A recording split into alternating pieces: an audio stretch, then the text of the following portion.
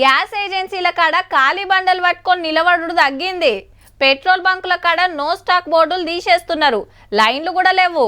ఉన్న తక్లీఫ్ అంతా సిఎన్జి బండ్లకే. ఈ బంకులు పట్నంలో తక్కువ ఉండే వరకు ఏడ చూసినా ఇంతింత పొడవు లైన్లు కనబడుతున్నాయి.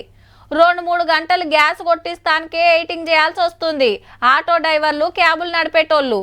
ఈ ముచ్చట ఇట్లుంటే యుద్ధం కాడికి పోతే రైట్, హర్ముజ్ జలసంధికెళ్ళి ఇంకో 2 నౌకలు బయలుదేరినాయి. మనయ్యి 94,000 టన్నుల గ్యాస్ పట్టుకొస్తున్నాయట. 2 రోజులలో ఒకటి బొంబాయికి, ఇంకోటి కర్ణాటకలో మంగళూరుకు వస్తాయి. అయితే 18 షిప్పులు ఆడనే చిక్కబడ్డాయట. ఇరాన్ పర్మిషన్ ఇయ్యంగానే అవి కూడా వస్తూనే ఉంటాయి.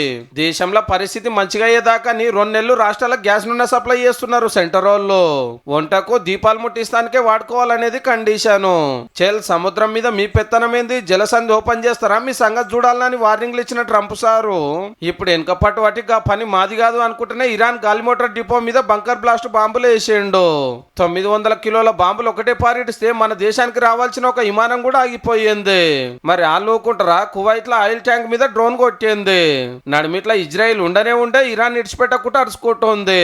యుద్ధం పుట్టి నెల దాటే ఆ దేశాలకు నింబలం లేదు, గల్ఫ్ దేశాలు గోసపడుతున్నాయి. దునియా అంతటికి ఏదో ఒక పరిశాన్ ఉండనే ఉన్నది. చర్చలు అన్నారు కానీ గవే ముంగట పడతట్టు అనిపిస్తలేవు.